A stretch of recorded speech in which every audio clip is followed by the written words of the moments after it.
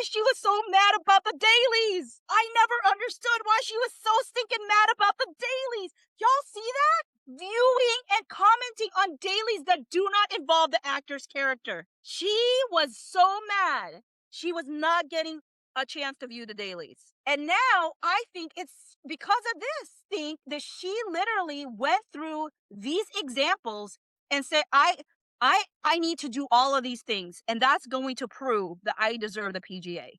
Because now everything's making sense. Because I was always wondering, what's the big deal about the dailies? Like, honestly, who thinking cares? But viewing and commenting on dailies that do not involve the actor's character, she needed that. And now everything clicks in my brain.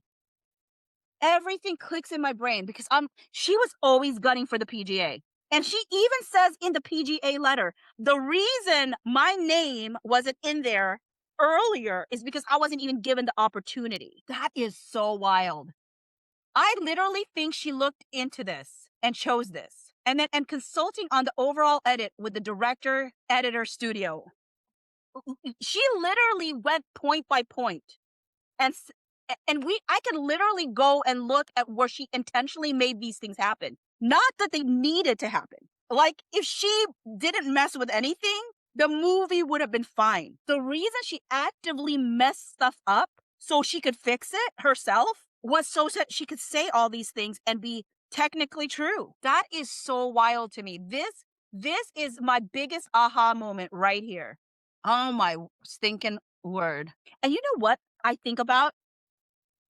I do think that Blake Lively was at the sexual harassment training, because there were times where they went through the list and I said, how come it conveniently sounds like the allegation she ends up making?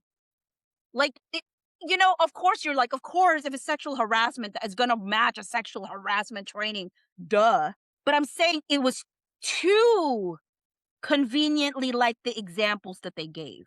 Like, it was too on the nose. Does that make sense? It was almost like she went through and said on that document, hey, here are the examples that they're like saying is accurately, like, would be considered SH. And let's just say, like, here's my examples. And it was so close at times. Now, obviously not the whole thing, but now that I see that this daily, I can't get it out of my head. I can't get it out of my head because it feels like it closed a door in my own heart, because as long as I've been following this case, I've always wondered,